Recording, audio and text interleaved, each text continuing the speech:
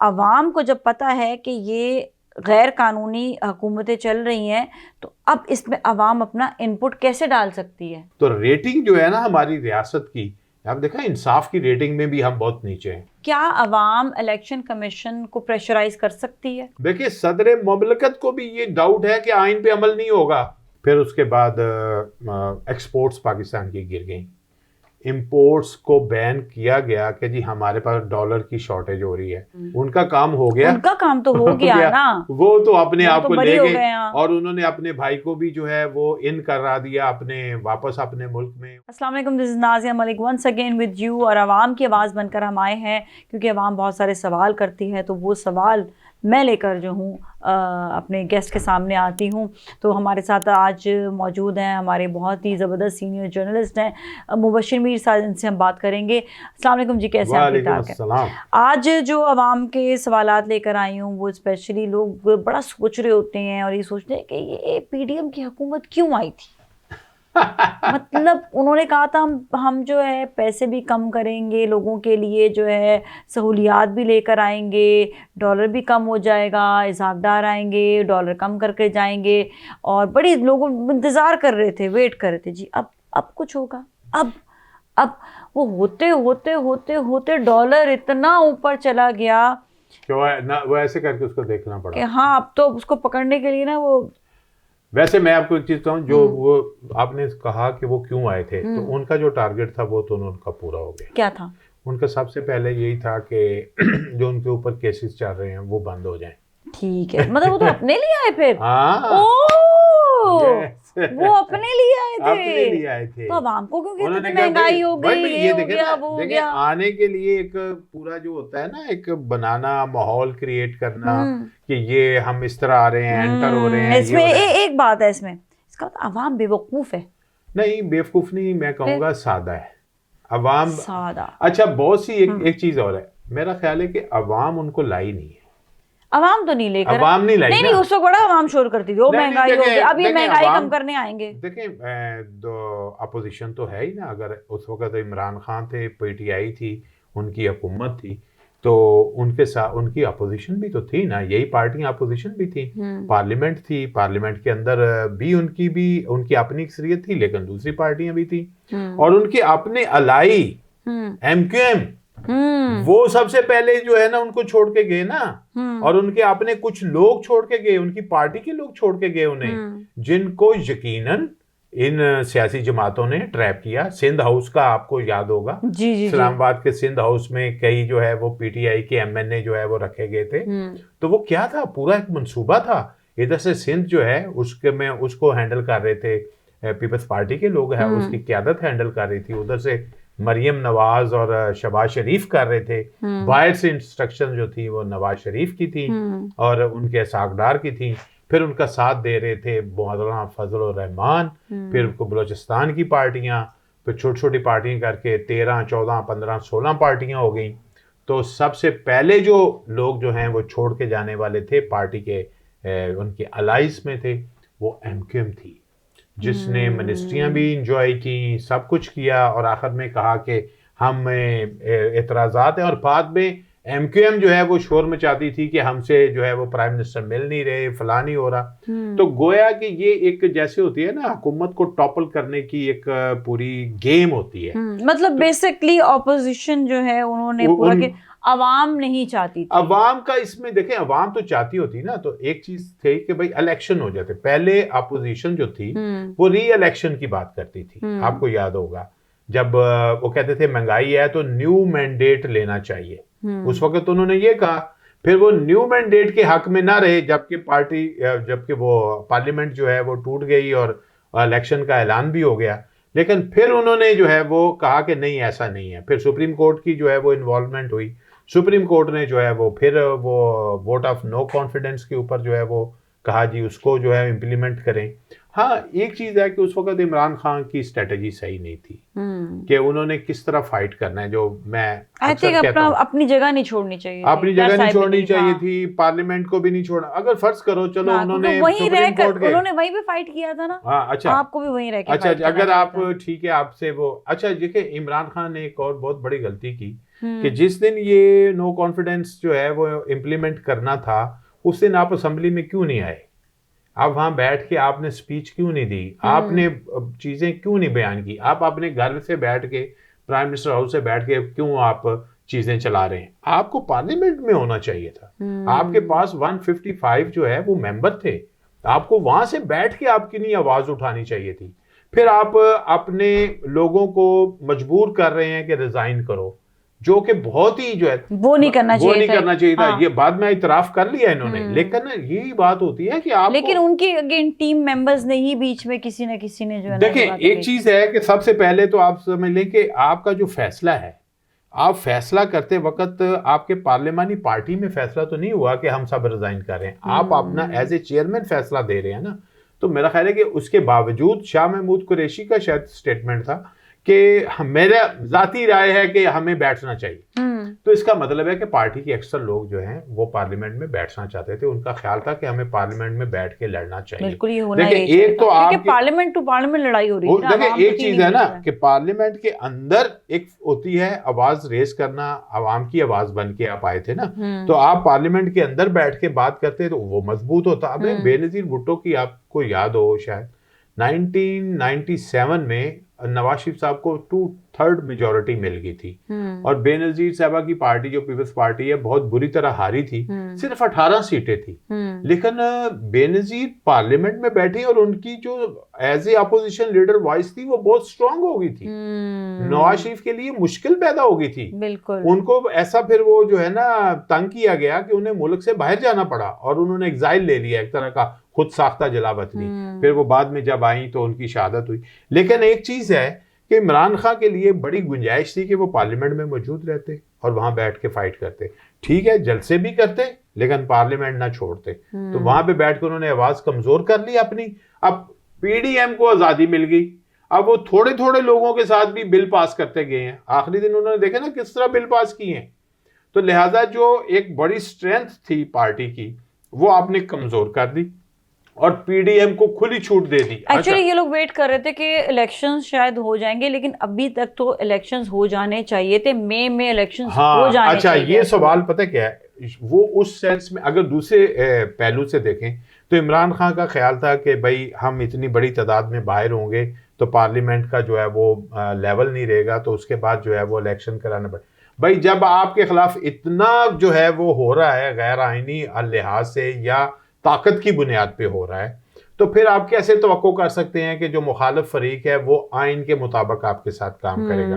Punjab government जो है उन्होंने अपनी डिसॉल्व की और केपीके की डिसॉल्व की, 90 दिनों में इलेक्शन होना चाहिए था और फैसला भी दिया सुप्रीम कोर्ट ने। लेकिन वहां पे गैर आइनी जो है वो सिस्टम चल रहा है, वो आइन से मावरा सिस्टम चल रहा है कि आइन के मुताबिक जो मुद्दत है वो तो खत्म हो चुकी है, लेकिन उसके बावजूद हुकूमतें भी चल रही हैं और उनको कोई जो है वो गैर आईनी जो है वो उनका जो स्टेटस है वो। मुझे बताएं कि एक आइन, आपने जिस तरह पहले शोज में भी कहा कि आइन जो है वो बड़ा इंपॉर्टेंट होता है, ठीक है, फ्रेमवर्क तो है ना, फ्रेमवर्क स्टेट को चलाने के लिए फ्रेमवर्क। उसके मतलब बरअक्स कैसे जा सकते हैं और कैसे चल रही हैं चीजें? मुझे ताकत की बुनियाद पे। ताकत क्या मतलब? टोटल ना कि आप मसलन आप के राइट्स हैं, एज ए वेमेन भी राइट्स हैं, एज ए सिटीजन भी राइट्स हैं। Now I have a question. अवाम सवाल कर रही है, अवाम की बात है, अवाम सवाल कर रही है। तो अवाम को जब पता है कि ये गैर कानूनी हुकूमतें चल रही हैं, तो अब इसमें अवाम अपना इनपुट कैसे डाल सकती है? अच्छा ठीक है। अच्छा एक चीज है कि आपको आपके राइट्स हैं, अब मेरे ऊपर भी एज ए सिटीजन ये फर्ज है कि मैं आपके राइट्स का एहतराम करूं। ये तो वो है जो मुहज्जब मुआशरा है। हम मुहज्जब मुआशरे की बात कर रहे हैं। अगर मैं ताकत का इस्तेमाल करना शुरू करूंगा तो वायलेट करूंगा ना। यानी कि जो लोग वायलेट करते हैं वो यकीनन एक फ्रेमवर्क को तोड़ते हैं। तो अब आप उसके खिलाफ, मेरे खिलाफ जो है वो कोई ना कोई दरवाजा खटखटाएंगी, लेकिन मैं तो अपने वायलेशन कर दूंगा ना।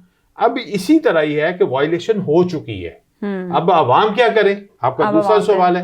देखिए अवाम भी अपनी वॉइस रेज कर सकते हैं, ठीक है, कि इलेक्शन कराओ। भाई वो प्रोटेस्ट भी कर सकते हैं। प्रोटेस्ट करना गैर आईनी नहीं है। प्रोटेस्ट करने के लिए जो लोग निकले थे उनको फिर ताकत का इस्तेमाल किया गया। तो ताकत का इस्तेमाल अगर होगा तो फिर रियासत की शक्ल बिगड़ जाएगी। इस वक्त पाकिस्तान का ये हो गया है कि गैर आईनी इकदाम के खिलाफ अगर कोई आवाज उठा रहा है तो उसके ऊपर ताकत का इस्तेमाल होता है, और उस ताकत के इस्तेमाल का जो इम्पैक्ट जाता है वर्ल्ड वाइड, और जो जा रहा है जी, जो वर्ल्ड वाइड जा रहा है क्या होगा, वो जा रहा है कि हमारी रियासत का जो इमेज है वो डिस्टॉर्ट हो रहा है। मतलब ये कि अब हमारे जो कहेंगे ना कि मुल्क में हमारे कानून जो है उसकी खिलाफ वर्जी हो रही है, तो बाहर देखने वाले लोग तो ये कहेंगे ना कि हम इनके साथ कारोबार कैसे करें, इनका तो अपना मुल्क स्टेबल नहीं है, यहाँ पे कॉन्स्टिट्यूशन के मुताबिक काम नहीं करते, यहाँ पे गैर कानूनी हो रहा है चीज, तो ये हमारे साथ भी गैर कानूनी आईने बेनूर है। ये आईने बेनूर है, और यहाँ पे बड़ा डेंजरस है हमारे मुल्क के लिए। डेंजरस है। इस वक्त पाकिस्तान की रियासत का जो रेटिंग की आप बात करती होती है ना, तो रेटिंग जो है ना हमारी रियासत की, आप देखा इंसाफ की रेटिंग में भी हम बहुत नीचे हैं, और इंसानी हकूक के हवाले से भी हमारी रेटिंग बहुत नीचे है। इसी तरह अब आइन पे अमल दरामद करने में भी हमारी रेटिंग नीचे चलेगी। तो रियासत की जो शक्ल है वो हमने बिगाड़ ली है। अब उसको दुरुस्त करने का रास्ता क्या है? वो दुरुस्त करने का रास्ता भी यही है कि हम आइन पे अमल शुरू कर दें, हम वापस जाएं अपनी पोजीशन पे। इसका मतलब है कि हम रॉन्ग साइड हो गए थे, अब हम सीधे साइड पे जाएं, नॉर्मलाइज करें, इलेक्शंस होने चाहिए, इलेक्शन करें आइन के मुताबिक जो है उसके जो है वो डिसीजन। अच्छा, इसमें चीज क्या अवाम इलेक्शन कमीशन को प्रेशराइज कर सकती है कि आप अपनी वॉइस से कर सकती है? अदालत में भी अदालत में देखें, अदालत में पहले भी लोग गए हैं, अब भी गए हुए हैं, अभी वो अदालतों में केस भी लगे हुए हैं। तो जितने ज्यादा लोग जाएंगे उतना उसकी वॉइस को स्ट्रेंथन करेंगे। इसमें बताएं कि अवाम किस तरह से जाए। देखें मेरा ख्याल है कि अदालतों में जाना अवाम सारी तो नहीं जा सकती, मोस्टली जो लीगल फ्रेटर्निटी होती है, जो वकला हैं, वो इन चीज़ों को ज़्यादा उठाते हैं, उनको इसकी अवेयरनेस ज़्यादा होती है, उनका इसमें जो है एक्सपीरियंस भी होता है। तो वो कॉन्स्टिट्यूशनल पिटिशंस होती हैं, वो उसमें अदालत को दरवाज़ा खटखटा सकते हैं। जैसे लाहौर में अगर वायलेशन हुई है तो वो लाहौर हाई कोर्ट में जा सकते हैं, जहाँ पे फिर वो जाके कह सकते हैं, वो ग्रुप बना के जाएं तो ग्रुप बना के जाएंगे, ज्यादा लोग जाएंगे तो अच्छे हैं। इंडिविजुअल भी जा सकते हैं कि जी देखें जी ये चीज जो है ये आपने वो इलेक्शन कमीशन के खिलाफ कि जी आपने ये चीज जो है वो वायलेट की है। हाँ, अदालत के पास भी एक राइट है कि वो आपकी समाअत के लिए आपकी दरखास्त कबूल करती है कि नहीं करती। क्यों? बात वही है, तो वो कहते हैं एतराज़ भी लगते हैं, वो कहते हैं जी आपकी ये चीज़ जो है ये इसके मुताबिक नहीं है, ये चीज़ इसके मुताबिक नहीं। एतराज़ात लगते हैं, एतराज़ात दूर भी किए जाते हैं, फिर एक स्टेज ऐसी भी आती है, फिर अगर वो ना कर सके फिर वो सुप्रीम कोर्ट को भी रुजू कर सकते हैं, फिर अगर वहाँ पे भी नहीं उनकी सुनवाई होती वो प्रोटेस्ट कर सकते हैं। प्रोटेस्ट भी गैर आइनी नहीं है, आइनी है। आप पुरअमन करें, आप वो ना करें, चीज़ों को, इमलाक को नुकसान ना पहुँचाएं, लोगों को नुकसान ना पहुँचाएं, पुरअमन एहतजाज करें, अपनी आवाज को रेस करें। अगर बैनर्स लेके लोग खड़े हो जाए, वो एक पुरअमन एहतजाज है। फिर है कि अपनी जो है वो सोशल मीडिया का इस्तेमाल करें, उसके ऊपर आकर बात करें कि हाँ जी ये बात गलत हो रही है, इसको ठीक होना चाहिए, रियासत के मफाद में नहीं है। तो ये वो पुरअमन तरीके हैं और मुहज़्ज़ब तरीके हैं जिनकी सूरत में आप अपनी वॉइस जो है वो मुतलका इदारों तक पहुँचा सकते हैं। ठीक है। अच्छा, अब इसमें तो हमने ये बात हो गई, अब हम अगेन वो आते हैं कि जो पीडीएम की हुकूमत, उसमें उन्होंने कोई भी अपने मुफाद के लिए, ठीक है उन्होंने अपने सारे केसेस वगैरह माफ़ करवा दिए, लेकिन अगर ये देखा जाए जो महंगाई के लिए कहते थे कि महंगाई बहुत हो गई है, हमें कुछ बेहतरी करने की ज़रूरत है, कुछ भी काम नहीं हुआ इकॉनमी को डेवलप करने के लिए। अब जो फाइनली अगर हम फिगर्स पे जाएंगे ना, ऐसे तो नहीं, तो फिगर्स में जाएं तो फिगर्स में उनके दौर में जो हुआ कि जो रेमिटेंस हमारी बहुत बड़ी एक सहारा है पाकिस्तान की इकोनॉमी को, ओवरसीज़ पाकिस्तानियों का पैसा वो गिर गया, वो नीचे आ गया, ठीक है, हर मुल्क से नीचे आया। फिर उसके बाद एक्सपोर्ट्स पाकिस्तान की गिर गई, इंपोर्ट्स को बैन किया गया कि जी हमारे पास डॉलर की शॉर्टेज हो रही है, लेकिन जो इंपोर्ट हुई थी, जो आपकी पोर्ट्स के ऊपर 6000 के करीब टैंकर पड़े थे, वो कंटेनर्स पड़े थे, वो बहुत ज़्यादा डैमेज हो गए, उनको निकालने के लिए बहुत ज़्यादा अरसा लग गया। इस तरह करके ये, और हमारी बहुत सी इंडस्ट्री जो है वो बंद हो गई।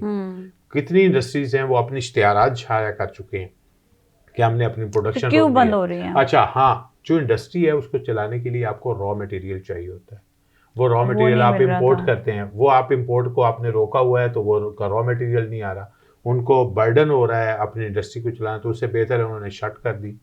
फिर उसके अलावा आप ये देखें कि जो ओवरऑल एक इमेज गया है पूरे दुनिया में, वो मैं समझता हूँ सबसे ज्यादा बुरा गया है। कि भाई ये वो गवर्नमेंट है जो अपने मुल्क के अंदर ना तो इंसानी हकूक का तहफ़्फ़ुज़ कर रही है, ना इससे इकोनॉमी संभाली जा रही है, ना आइन के ऊपर अमल दरामद करते हुए जो फैसले हैं ना ये वो कर रहे हैं। तो ओवरऑल 16 महीने तो पाकिस्तान की पूरी तारीख के बुरे तरीन महीने हैं, जिसमें पाकिस्तान का हर शहरी जो है बेरोजगार भी हुआ है, इन्फ्लेशन की वजह से उसकी परचेजिंग पावर भी कम हुई है, और जो इंटरनेशनल इमेज है उसके तहत भी हमारे लिए जो है मुसीबत ज़्यादा पैदा हुई है। लिहाजा कोई भले का काम मुझे तो कोई नज़र नहीं आया अभी तक। शहबाज शरीफ साहब से पूछें तो वो कहेंगे कि हमारा काम तो हो गया।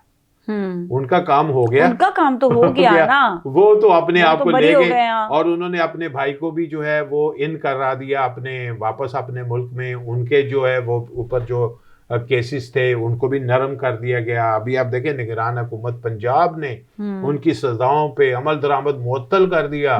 वही पंजाब हुकूमत जिसे हम कह रहे हैं कि वो आईनी मुद्दत के ऊपर से टाइम गुजार रही है, वो इतना बड़ा फैसला कर रही है कि भाई वो उनकी सजा को मुअत्तल करके उनको आराम से घर में बैठा दिया, उनके जलसे को फैसिलिटेट किया, सारा कुछ फैसिलिटेट कर दिया।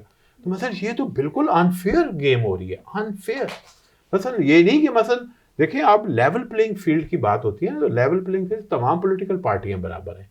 कोई भी पार्टी में कोई शहरी है उसको वो राइट है कि वो अपनी पार्टी में रहते हुए फेवरेटिज्म नहीं होना चाहिए, फेवरेटिज्म नहीं होना चाहिए, वो अपनी पार्टी में क्योंकि आप आवाम के लिए आए हुए हैं और आवाम के लिए देखिए ये तो वो चीज है कि जो आप मुहज़्ज़ब मुआशरे की बात कर रही हैं, और हम मुहज़्ज़ब मुआशरा होना चाहिए हमारा। अब हमारा तजर्बा 75 साल का हो गया है। इन 75 सालों में हमारे पास ये नहीं होना चाहिए कि हम फिर जीरो से स्टार्ट कर रहे हैं। ऐसे लग रहा है कि हम जीरो नहीं, हम माइनस में चले गए, माइनस से कर रहे हैं, माइनस में चले गए हैं। अगर हम अभी भी इलेक्शन अनाउंस करते हैं, मैं अभी देख रहा था कि सदर ममलकत जो हैं आरफ अलवी साहब, उन्होंने हालिया एक इंटरव्यू दिया है, तो उसमें उन्होंने कहा मुझे तो जनवरी में इलेक्शन होते हुए नजर नहीं आ रहे। अखबारात में पूरी लीड छपी है वो। तो ये तो फिर हम इंटरनेशनली डैमेज हो रहे हैं। देखिए सदर ममलकत को भी ये डाउट है कि आइन पे अमल नहीं होगा, तो आइन पे तो अमल पिछले मई से नहीं हो रहा।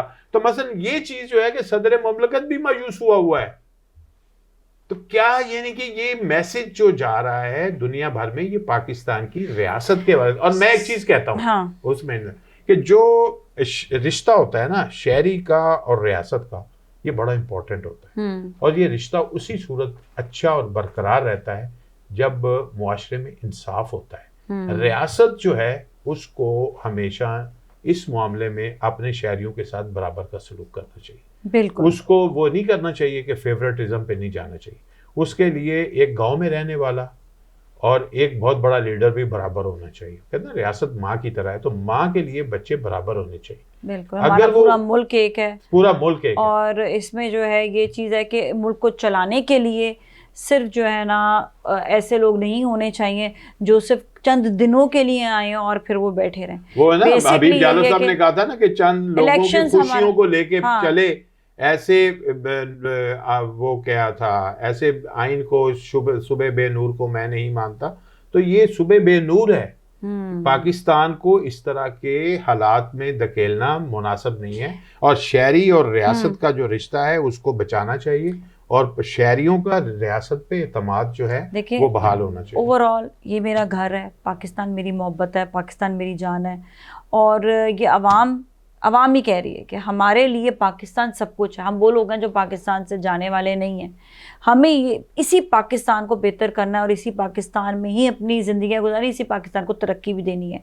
सिर्फ ये मुंह के अल्फाज नहीं होने चाहिए, अवाम को स्टेप भी उठाना चाहिए। स्टेप उसी तरह सूरत में उठा सकता है जब वो ये देख रहा है कि इलेक्शंस होने चाहिए और इलेक्शंस नहीं हो रहे हैं, जिससे बहुत सी चीज़ें चेंज हो जाएगी। सबसे पहले हम इंटरनेशनली हमें लोगों के सामने हम एक बेहतर मुल्क की तरह सामने आएंगे, क्योंकि जहाँ पर इलेक्शंस नहीं हो रहे होंगे इस तरह, आप ये देखें ना इलेक्शंस की डेट जा चुकी है, अब आगे जो देखने वाले जो लोग हैं बाहर के मुल्क में जो देख रहे हैं वो इसी तरह ही देखेंगे ना कि एक मुल्क में कानून सही से चल ही नहीं रहा। जब कानून सही से नहीं चलेगा तो वो ट्रस्ट लेवल जो है वो ख़त्म हो जाता है, डैमेज हो जाता है। तो हमें वो अपना ट्रस्ट लेवल बढ़ाना है, क्योंकि हमारा घर है पाकिस्तान, और इस घर को चलाने के लिए, इस घर की तरक्की के लिए हमें कर्ज़ों से जान छुड़ानी है। और वो उसी वक्त जान हम छुड़ा सकते हैं जब हम खुद कफ़ील होंगे, खुद कमाना जानेंगे और खुद अपने आप को अपने पाँव पे खड़े होंगे। इसके ऊपर भी हम इंशाल्लाह एक शो करेंगे कि खुद से हम किस तरह से अपने आप को मजबूत और पावरफुल बना सकते हैं। Keep watching Nazia Malik. Thank you so much, आपका बहुत बहुत बहुत शुक्रिया शुक्रिया आपका। और स्टे विद अस।